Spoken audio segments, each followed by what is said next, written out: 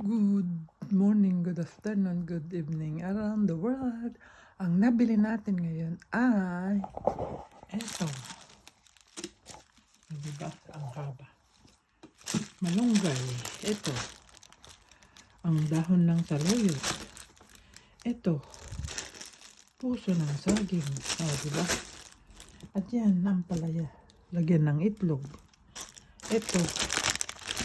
Dahon ng malunggay. Alam nyo, ang isa yan, 3 pounds, 50 yata.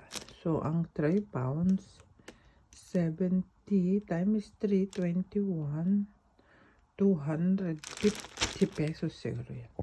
At ito, may okra tayo. May ampalaya pang pagbet. Ito ay lagyan ng itlog. Tapos ito, hinihimayan ko na yan. Tapos yung kabatiti, yan. 2 kabatiti. Ang mahal dito. Ito, lagyan ng pakbet. Tapos, yan, malunggay. Aksakto itong pinahingi nilang kalabasa. At saka yung paborito ng dalaga ko, yung mahanghang. Yung original. Yan.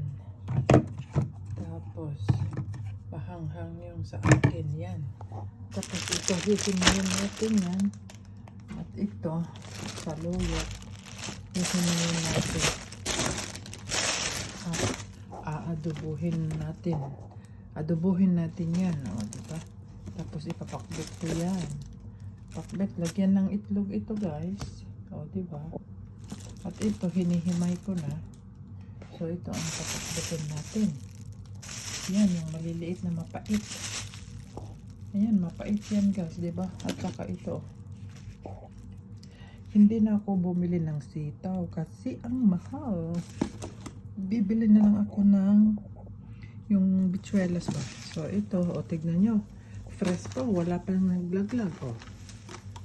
Diba? So itong saluyot naman.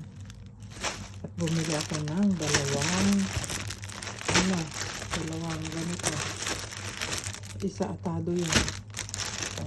3 pounds 50 ang isa.